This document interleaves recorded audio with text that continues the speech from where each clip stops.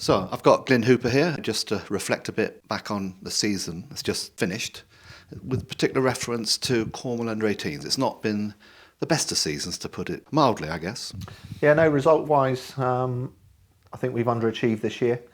It was a season full of promise, and I think there's no doubt in that key moments in key games around game management really cost us.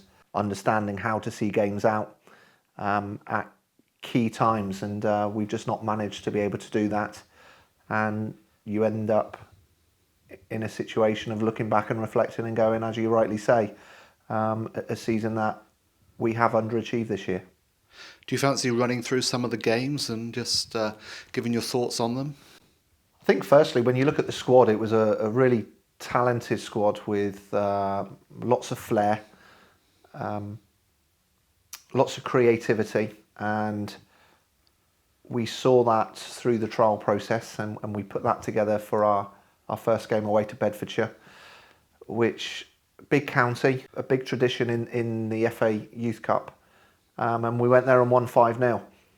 And I reflect back on that, and whilst we played some outstanding football, there were moments in that game that, whilst we were in control, if Bedfordshire were able to finish more clinically, that game could have been slightly different. But in an attacking sense, we did look a threat from all areas of the pitch, from central areas, the 10 role. Both our wide men were very influential in that game. And we walked away with a 5-0 win thinking, we've perhaps got something a little bit special on our hands this year.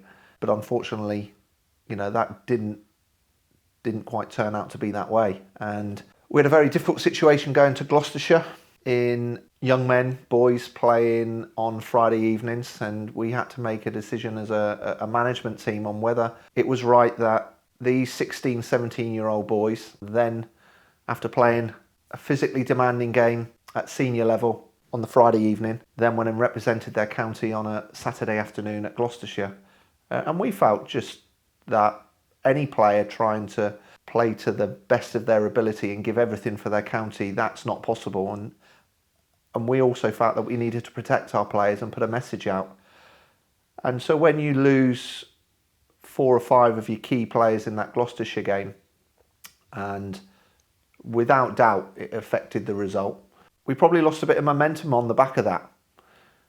And I know a 16, 17-year-old would struggle to understand that decision, but I still stand by that decision that we made. And we've got to, and I've said it now for a number of seasons, we've got to protect our best players in the county under 18, but we've also got to protect all players in the county. And I think every coach has that responsibility to make sure that we develop our players not only through the technical aspect, but also the physical aspect. So I think all the coaching staff, whilst disappointed with the result, we all came away thinking it was the right decision to be made. Do you think that the other teams, schools, colleges, clubs have heard and heeded that message? Yes, I think there's been a great response from the colleges. I've been so enthused by the communication that's come our way in what their schedule is, and schedules of numerous colleges around the county. I've been so impressed, as I generally always have from the clubs. I think certain clubs and certain managers have always put the county under 18s first, over and above their own club. And I really appreciate that. And the clubs that perhaps didn't always put the county under 18s first have listened. It's for them then to decide what to do next. And I think there has been a strong message that went out, and at times there were some strong conversations that went on. Hopefully always respectfully. but I feel very passionate about it. And that message is clear, that we want our 18s, when representing their county, which is now the highest level of county representation they can have in Cornwall, that we have our players that are fully prepared mentally, physically for the task ahead. Now, I wasn't available for the Norfolk game. Tell us about that. So close, so close. You know, very quickly found ourselves 2-0 down. And they missed a penalty to make it 3. And I was talking to the coaching staff about, we need to make changes, and we need to make them at half time. And to be fair to the coaching staff, they sort of tapped me on the shoulder and went, Glyn, we haven't got until half time. They score another now, it is game over. So it was a really difficult decision to make, to withdraw players from the field after, I think, about 28 minutes, which we also have to take into consideration what impact that has upon players being withdrawn against balancing trying to get a result. And so we did make those changes, and it did change the game. We managed to get ourselves back into the game at 2-1, and then very quickly got ourselves back to 2-2, and then forge ahead with scoring to go 3-2 up, and really controlled the game for an hour, right up and going into injury time. Never really looked in any doubt. And we gave a penalty away. We gave a penalty away in the 93rd minute. They scored, and just in extra time, they physically were just stronger than us. We had 2 or 3 players that needed to come off due to injury, fatigue, and Norfolk were very, very powerful. They were much more mature physically than our boys were. I think they had many more under 18s as year 13s than we did. And you could see in extra time they were the side likely to go on and win it, and they did get that winning goal. And when you see that they reached the national final, and I believe lost 2-0 to Manchester, I think that's what I mean by so close. I'm not saying that we would have got to that final, but we'd have beaten what were the current holders. They won it last year, and they've got to another national final this year. And again, it was another disappointment, which I could sense from the players really did take the wind out of them. It hurt them. And to a degree, they struggled to bounce back from that for the remainder of the season, despite going to Devon and winning in the Southwest round. It was a really tough defeat. And certainly I felt it. I felt that defeat, and it hurt, because we worked so hard to get back into the game and take the lead. But unfortunately, again, that game management of just making the right decisions at the right time and not making rash decisions ended up with us, unfortunately, bowing out of this year's competition. And we had probably the worst game under your management when we lost to Wiltshire and they had 10 players on the park. Yeah, unfortunately so. And yeah, I agree. Firstly we went to Devon and we bounced back with a good victory there. But again, in that fixture, there were the times that whilst we were massively in control, we gave big opportunities to Devon, who didn't capitalise, and it took us quite a long time to get that third goal to really secure the win. And then that put us in quite a good place in the Southwest Championship, and it was then really down to us in our final 2 games to go out there and get those wins. And the final 2 games was flat, really, really flat. We really struggled to see energy across the pitch. The Wiltshire game, unfortunately, I wasn't there due to being on work duty. And of course, losing against 10 men is always really hard to take. But credit to Wiltshire, they came down and defended very deep, looked to hit us on the counter-attack. We missed opportunities. We perhaps didn't work it out, how to break down 10 players that are going to sit on the edge of their box. And of course, with time running out, one ball into the box, which the ball's travelled 40 odd yards, a deflection, and the next thing it's in the back of the net, and everyone's looking around at each other thinking, well, we've just lost that 1-0. But the feedback I got was we played at a very low tempo and lacked ideas in the final third. And I think that comes down to, again, I've talked about these flair players, and on their day can be total match winners. But probably just need a little bit more experience in dealing with sides that drop off them, don't give them any space in behind, and need that little bit more craftsmanship and thought process. And one of the things I've always said is, don't just play the game, think the game. And I think that was very true for some of our players this year, that they didn't quite think the game. They played it, and when it happened for them, brilliant. But when it wasn't happening and they needed to go to plan B, C or D, that wasn't quite in their armoury just yet. But that's why we're there to try to give them those ideas. And I'm sure they'll walk away from this year. And for those who are able to play again next year, what we hope is that we see that development. You talked about lack of tempo in the fag end of the season. Do you think that's in part because the boys are just playing too many games? I think it's got to be a contributing factor. As a player myself that would play 50, 60 games a year,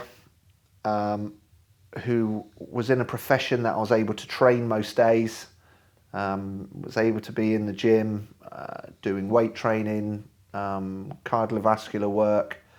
Lads who aren't yet fully developed, of course, are going to have parts of the season that fatigue is going to set in. But there's not just the physical, there's the mental as well. In when you're playing numerous games a week, that to get yourself fully mentally prepared for all of them is difficult. And sometimes that's more of a challenge than the physical aspect in mentally fully preparing for each game. And our best players are really lucky in that they've got lots and lots of opportunity in this county. But picking and choosing which games is going to develop them is tough for them, because they want to be part of successful sides. They want to be winning county cups, and they want to break into senior football. They want to be able to play their college football. They want to be able to play their county football. It's great, and just getting that balance right is difficult. But to be a young football player and talented football player in Cornwall at the moment means there's lots of opportunity. So, grand scheme of things, we just need to monitor and we just need to work together. And I think one of the positives that's come out from the season is that I think there is much more of a collaborative approach now to looking after these players. And I hope that can continue, which I'm sure it will do for next season as well. So you up for next season? Yeah, most definitely. It's never a nice way to end on a disappointing season of results. And, I'm hopeful the county, will invite us again to take it on again next year. It's something that I do enjoy. It's something that we're still looking to develop. We've got some ideas that we'd like to implement for next year, which will enhance the pathway even further, and look at it globally. Are you able to elaborate on those? No, not really at the moment, because officially I've not been offered the position. verbally, but that conversation has taken place. I believe there's a board meeting this week at the County FA, which I'm hoping some things can be approved. We want to be able to move forward. What we don't want to do is stand still. We're involved in youth football to give them the best opportunity. So finding ways to do that is important, and there's a couple of things that I'm hopeful we can implement for next year. How important is the coaching staff and the group you got around you? Hugely important, because it's been a difficult year for me. Priority has gone to family at times this year in taking daughters around the country on university visits, also visiting a daughter at university, and that can only really be done at weekends. Open mornings are only at weekends normally. And so having people around the coaching staff that I trust is massive. So at Gloucestershire, those discussions were being carried out with me in London and them on the way up to Gloucestershire. And then, the Wiltshire game, a decision was made before the game in that I just said that I felt that every player that was available on that day needed to get minutes. It was a game that one or two players sat on the bench and hadn't got any minutes, and whatever the situation, they needed to get on the field to play. And so that call was made. But I've got a really good set of people around me, first and foremost. Good people. People I trust. And then you have a good set of coaches. I think we all have the same philosophy on how we see youth football. We have very similar manners in how we deal with players and how we try to influence not only the way they play, but their behaviour in the changing room, in the warm-up, how they play the game, how we leave changing rooms. One of the things that happens is the changing room gets swept at the end of every game, and it is left spotless, or as best we can. It's about respecting the opposition and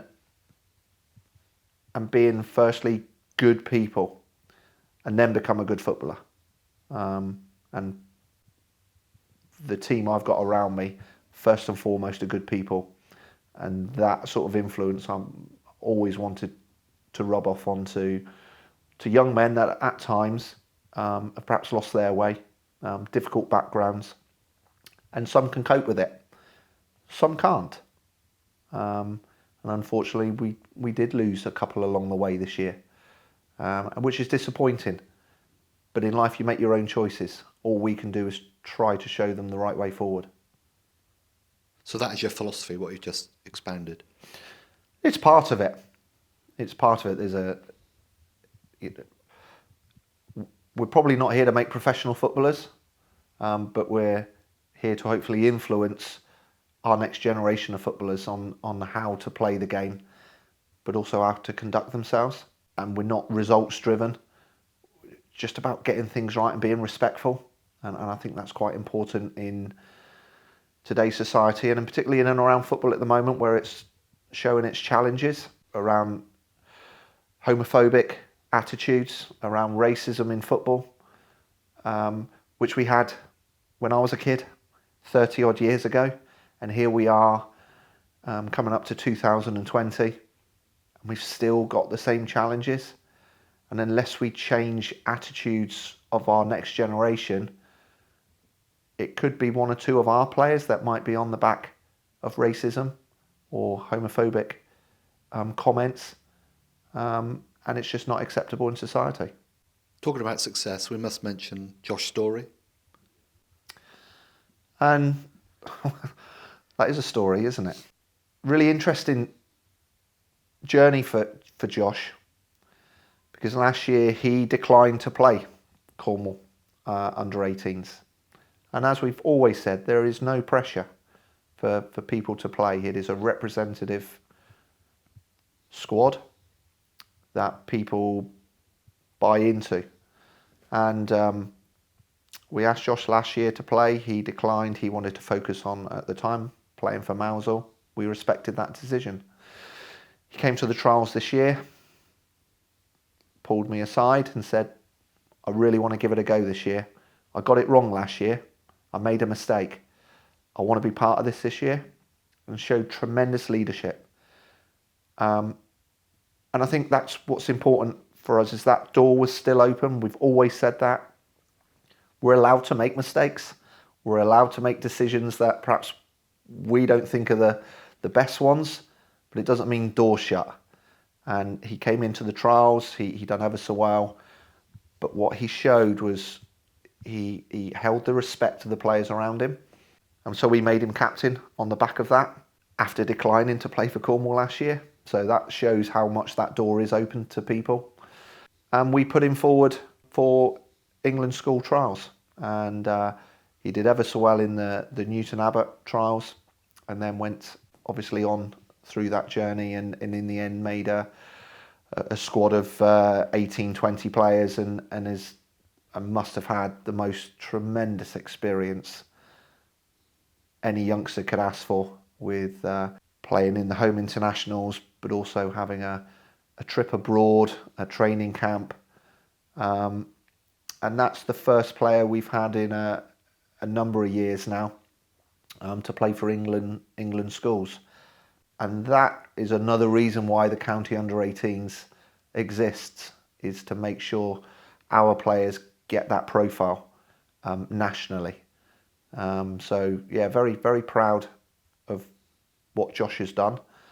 But very proud of all the boys around him that have supported him through that, and that he's been recognised playing for his county, but playing for his club, playing for his college.